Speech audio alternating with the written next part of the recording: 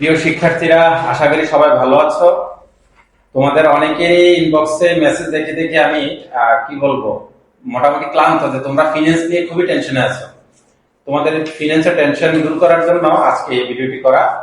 এর আগের ভিডিওতে আমি বলেছিলাম ফিনান্সের 5টি চ্যাপ্টার তোমাদের শর্ট সাজেশন দিয়েছিলাম। 5টির মধ্যে ছিল প্রথম অধ্যায়, তৃতীয় অধ্যায়, ষষ্ঠ, সপ্তম, অষ্টমে অথবা নবম। কেউ অষ্টম পড়বে অথবা কেউ নবম পড়বে। সব মিলে 5টি চ্যাপ্টার করে ফুল অ্যান্সার করা সম্ভব এবং A+ পাওয়া সম্ভব। তো তোমাদের অনেকেই ইনবক্সে দিয়েছো যে স্যার যদি ষষ্ঠ অধ্যায়, সপ্তম অধ্যায়, দ্বিতীয় অধ্যায়ের অঙ্ক নিয়ে আলোচনা করতেন তাহলে তোমাদের সুবিধা হয়। আজকে আমি ষষ্ঠ অধ্যায় নিয়ে আলোচনা করব। ষষ্ঠ অধ্যায়ের নাম কি? দীর্ঘমেয়াদী অর্থায়ন।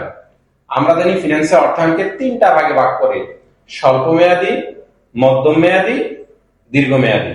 স্বল্পমেয়াদ কতটুকু? সাধারণত 1 বছরের জন্য অর্থায়ন করলে তাকে বলা স্বল্প মেয়াদী অর্থায়ন।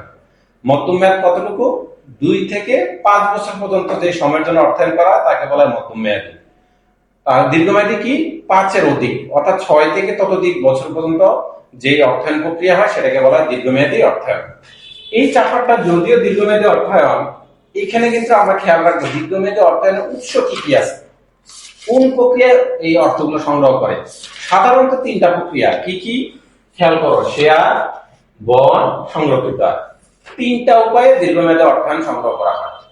এই চ্যাপ্টারটি মূলত এই দ্বিতীয়টা জিনিস, বন্ড নিয়ে আলোচনা করবো আমরা। আর শেয়ার এবং সংরক্ষিত আয় নিয়ে সপ্তম অধ্যায়ে অঙ্ক করাবো, সেটা পরবর্তী ভিডিওতে দেখতে পাবে। এবার আসি বন্ড কাকে বলে। আবার অনেকের প্রশ্ন, স্যার বন্ড এবং বন্ডের সাথে আরেকটা জিনিস মিলাই ফেলে, ঋণপত্র, দুইটা কি হুবহু সেম বা এক না আলাদা? বন্ড আর ঋণপত্র দুইটাই দীর্ঘমেয়াদী ঋণের দলিল। সামান্য একটু পার্থক্য। কি পার্থক্য? ঋণপত্রের ক্ষেত্রে জামানত বাধ্যতামূলক নয়, কিন্তু বন্ডের ক্ষেত্রে জামানত বাধ্যতামূলক। এতটুকু মনে রাখলেই হবে। এবার আসি বন্ডের। স্যার এই বন্ডের অঙ্কের ধরন কেমন? 2 ক্যাটাগরির অঙ্ক আসে বন্ড থেকে। কি কি?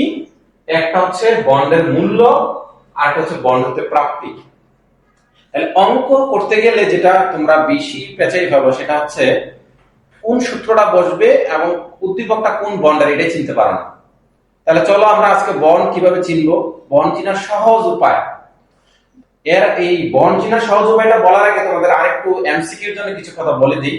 বন্ডের প্রকারভেদ যখন তোমরা রিডিং করবা দেখো অনেক ক্যাটাগরি আছে। ইস্যুকারী প্রতিষ্ঠানের দৃষ্টিতে সরকার যদি ইস্যু করে তাকে বলে ট্রেজারি বন্ড। ট্রেজারি বন্ডের এমসিকিউ আসে কি? ঝুঁকিমুক্ত আয় বা ঝুঁকিমুক্ত বন্ডের উৎস কোনটি? Treasury bond. কারণ সরকার সাধারণত কখনো দেউলিয়া হয় না, যার জন্য সরকারি বন্ড অর্থাৎ ট্রেজারি বিল, ট্রেজারি বন্ড এই ধরনের জিনিসপত্র ক্রয় করলে সেখান থেকে নির্দিষ্ট আয় পাওয়া যায়। এই কারণে এটাকে বলা ঝুঁকিমুক্ত আয়। এমসিকিউতে বারবার আসে। তারপর একটা কি থাকে? Corporate bond. সাধারণত এই পাবলিক লিমিটেড কোম্পানিগুলা বা বড় বড় কোম্পানিগুলা যে বন্ড ইস্যু করে তাকে বলে কর্পোরেট বন্ড। তারপরে প্রশ্ন আসে মিউনিসিপাল বন্ড, অর্থাৎ স্থানীয় প্রতিষ্ঠান যেগুলা বা স্বায়ত্তশাসিত প্রতিষ্ঠান, এরা যখন বন্ড ইস্যু করে তাকে বলে মিউনিসিপাল বন্ড। এই ধরনের আরো এমসিকিউর জন্য কিছু বন্ডের প্রশ্ন আসবে, সেটা তোমরা জাস্ট রিডিং করলে পারবা, না পারলে কমেন্টে এসে লিখবে, এটা আমি ওই বন্ড নিয়ে আলোচনা করব। কিন্তু অঙ্কের ধরনের দৃষ্টিকোণ থেকে কি ধরনের অঙ্ক আছে সেটা হচ্ছে মূল্যায়ন প্রক্রিয়া অনুসারে বন্ড কয় প্রকার। মূল্যায়ন প্রক্রিয়া অনুসারে বন্ড হচ্ছে 3 প্রকার: কুপন বন্ড, 0 বা 0 কুপন বন্ড, চিরস্থায়ী বন্ড। এখান থেকে এক সেট অঙ্ক হয়। এখন স্যার প্রশ্নটা দেখে তো চিনে ফেলতে হবে কোন বন্ডের, কারণ 3টার জন্য 3টা সূত্র। এই 3টা সূত্র তোমরা পারো, কিন্তু প্রশ্ন বুঝো না বলে কোনটা অ্যাপ্লাই করবে সেটা নিয়ে কনফিউশন থাকো। আজকে দেখবে একেবারে ক্লিয়ার হয়ে যাবে। তাহলে কিভাবে চিনবো কুপন বন্ড? 3টা পয়েন্ট খেয়াল করব। লিখিত মূল্য, মেয়াদ, সুদের হার। যদি লিখিত মূল্য, মেয়াদ, সুদের হার 3টাই থাকে তাহলে তাকে বলবো কুপন বন্ড। ক্লিয়ার? যদি লিখিত মূল্য আছে, মেয়াদ আছে, কিন্তু সুদের হার নাই, তাহলে বলবো 0 কুপন বন্ড। অনেকে প্রশ্ন করে, স্যার সুদের হার না থাকলে বন্ড যে কিনবে তার লাভ কি? তখন হচ্ছে কি, 0 বা 0 কুপন বন্ডটা বিক্রয় করা হয় লিখিত মূল্যের চেয়ে কম মূল্যে। অর্থাৎ লিখিত মূল্য যদি থাকে 1000, তাহলে এটা বিক্রি হবে 1000 থেকে কম মূল্যে। মেয়াদ যখন শেষ হবে, এই যে ব্যবধানটা, সেটাই হচ্ছে লাভ। এমসিকিউ প্রশ্ন আসবে, কোন বন্ড সাধারণত অবহারে বা লিখিত মূল্যের চেয়ে কমে বিক্রি হয়? প্রশ্ন কি হবে? 0 বা 0 কুপন বন্ড। কোন বন্ডে সুদের হার নাই? 0 বা 0 কুপন বন্ড। তাহলে এটা শর্ত কি? লিখিত মূল্য থাকবে, মেয়াদ থাকবে, কিন্তু সুদের হার থাকবে না। 3 নম্বরে কি আছে? চিরস্থায়ী বন্ড। যেই বন্ডের লিখিত মূল্য আছে, মেয়াদ নাই, সুদের হার আছে। এই যে দুইটা পয়েন্ট, অর্থাৎ লিখিত মূল্য আছে এবং সুদের হার আছে কিন্তু মেয়াদ নেই, তাকে বলা হয় চিরস্থায়ী বন্ড। তাহলে প্রশ্ন দেখার পরে শিওর হইতে হবে তিনটার মধ্যে কোনটা পড়ে। আমরা এখন অঙ্কে চলে যাব। অঙ্কে চলে যাওয়ার আগে আরেকবার রিভিউ দেই। অঙ্কের ধরন কয় রকম? 2 রকম। বন্ড হতে বন্ডের মূল্য, বন্ড হতে প্রাপ্তি। বন্ডের মূল্য অঙ্ক করতে গেলে আগে চিনতে হবে তিনটা bond: coupon bond, zero coupon bond, চিরস্থায়ী বন্ড। আর বন্ড হতে প্রাপ্তিটা বুঝতে গেলে তিনটা point: YTM yield to maturity, YTC yield to call, CY current yield। Sir কিভাবে চিনব? কোনটা চিনবো? যদি মেয়াদ পূর্ণ হওয়ার পরে তলব করা হয় বা ডাকা হয় বা ওইখানে সুদের হার নির্ণয় করা হয় তখন বলা হবে yield to maturity, অর্থাৎ মেয়াদের শেষ হওয়ার পরে। আর yield to callটা কি? মেয়াদ শেষ হওয়ার আগে যদি ডাকা হয়। ধরো একটা বন্ডের মেয়াদ 6 বছর, 3 বছর পরে ইস্যুকারী প্রতিষ্ঠান যে বন্ড যে ক্রেতা তাকে ডেকে নিয়ে বললো যে এই বন্ড ফেরত নিয়ে যাবো, তার মানে মেয়াদ শেষের আগে যদি হয় তাকে বলা হয় yield to call। আর চলতি আয়ের হার CY কারেন্ট yield। এই 3 থেকে 3টা সূত্র, তাহলে টোটাল 6টা সূত্র পারলে অ্যাকসেপ্ট শতভাগ নিশ্চিত। প্রথম 3টা কুপন বন্ড, জিরো কুপন বা শূন্য কুপন বন্ড, চিরস্থায়ী বন্ড। আর একটা হচ্ছে YTM, YTC এবং CY। আমরা এখন একটা বোর্ডের প্রশ্ন সলভ করব। প্রশ্ন লিখব, প্রশ্ন লিখে আমরা একটা বোর্ডের অঙ্ক করছি। প্রিয় শিক্ষার্থীরা, এতক্ষণ তোমাদের থিওরি গুলো আলোচনা করলাম, অর্থাৎ কনসেপ্ট ক্লিয়ার করে দিলাম। এবার প্র্যাকটিক্যালি দেখবো অঙ্কে কিভাবে এটাকে আমরা অ্যাপ্লাই করব। অঙ্কে অ্যাপ্লাই করার আগে কিছু পয়েন্ট বা কিছু সংকেত মুখস্থ রাখতে হবে। কি কি? 1 নম্বর হচ্ছে বড় হাতের আই। আমরা এতদিন অঙ্ক করে আসছি ছোট হাতের আই দিয়ে। ছোট হাতের আই মানে হচ্ছে সুদের হার, ইন্টারেস্ট রেট। আর বড় হাতের আই মানে হচ্ছে সুদের পরিমাণ। এই সুদের হারটা লিখিত মূল্যের উপরে বসালে যে সূত্র আসবে সেটা সুদের পরিমাণ। তারপর এমবি, ম্যাচুরিটি ভ্যালু। তোমরা অনেকে এমবি এর মার্কেট ভ্যালু বলে ফেলো, না, এই অঙ্কে হবে ম্যাচুরিটি ভ্যালু। ম্যাচুরিটি ভ্যালু মানে কি? মেয়াদ পূর্তিতে এর মূল্য কত হবে। ধরো একটি বন্ড 7 বছর জন্য ইস্যু করা হয়েছে, 7 বছর পরে তার মূল্য কত হবে, এটার বলা ম্যাচুরিটি ভ্যালু। তারপর থাকে এসবি বা সেলস ভ্যালু, বাজার মূল্য। যেই মূল্যে কেনাবেচা হবে সেটা হবে বাজার মূল্য। তারপর এন মানে নাম্বার অফ ইয়ার। তারপর কেডি, কস্ট অফ ডেট। এটা কিন্তু অনেকে ভুলে যাবে।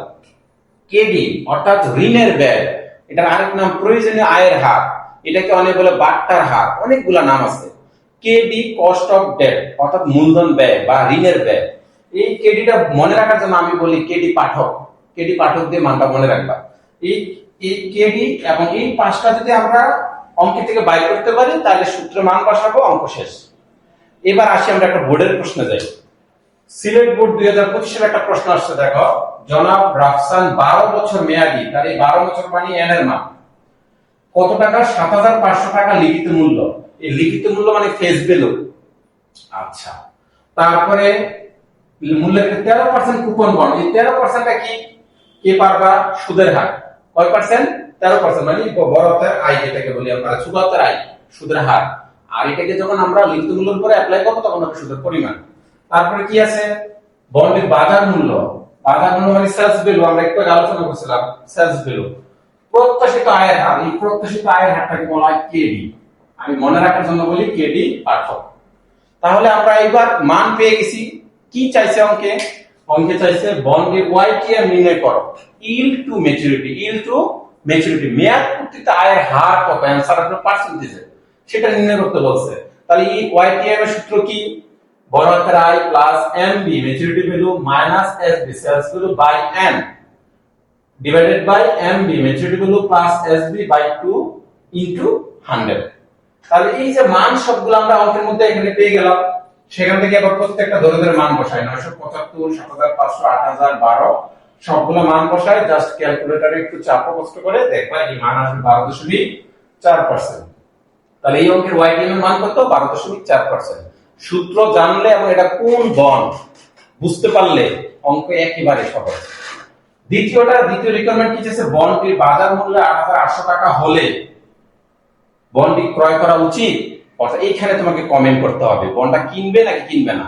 তাহলে বন্ড ক্রয় করার ক্ষেত্রে শর্ত হচ্ছে ভ্যালু অফ বন্ড বাইর করে এটা দিয়ে বন্ডের বর্তমান মূল্য, ভ্যালু অফ বন্ড, এটার মূল্য বাইর করার পরে কমেন্ট করতে হবে। তাহলে আমরা আসি ভ্যালু অফ বন্ড বাইর করব। আমরা এর আগে আলোচনা করছিলাম ভ্যালু অফ বন্ড তিন ভাবে হয়: coupon bond, zero coupon bond, শূন্য coupon bond. Sorry zero coupon এবং চিরস্থায়ী বন্ড। এই যে তিনটা বন্ড, এই প্রশ্নটা কোন বন্ডে পড়ছে? কুপন বন্ডে। কিভাবে চিনলাম?